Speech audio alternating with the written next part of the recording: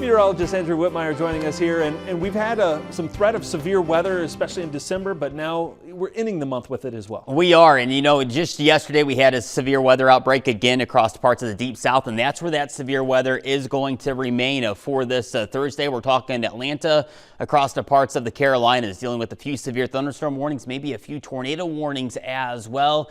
And that's not the only severe threat we're tracking. We're also tracking a winter side of this severe threat that's going to head our direction for the New Year holiday weekend. And that winter side is all thanks to this deep low pressure system that's going to redevelop here across the southern Rockies, this Colorado low here. And depending on this track of this storm, we're going to be looking at some heavy snow potential for parts of the Great Lakes region, parts of the upper Midwest. Meanwhile, a heavy rainfall for parts of the Ohio and Tennessee River Valley, which again, we really don't really need the moisture here. We've seen a lot of moisture, soil still very saturated. Meanwhile, the Intermountain West, thanks to some heavier snowfall, starting to see that drought conditions starting to improve across the Intermountain West. And as we go throughout the future track here, all the way through Thursday, you'll see that low pressure system continuing to deepen here. Meanwhile, several little waves of energy continue that mountain snow, which again will come as good news for those farmers across the south here as we head on into the spring months with that melting, and watching again a few stronger storms that could develop across the deep south, across the southern tier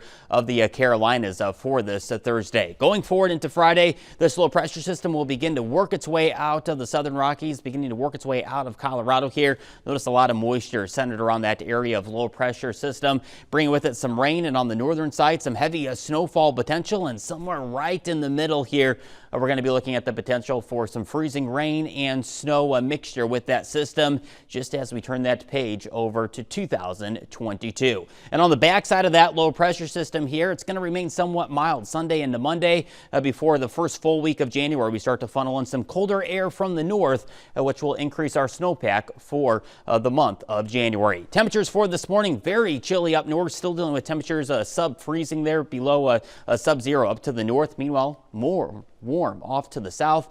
And for this afternoon, we're going to see those temperatures climbing up into those 60s to a low 70s. Meanwhile, still dealing with some single-digit temperatures up across the Dakotas. And here's a look at temperatures across your area. Missoula, Montana, snow showers and cold, high around 15 degrees. Going over to Salem, Iowa, partly cloudy, mild, highs around 40 degrees. New Hampshire, rain, snow, and ice.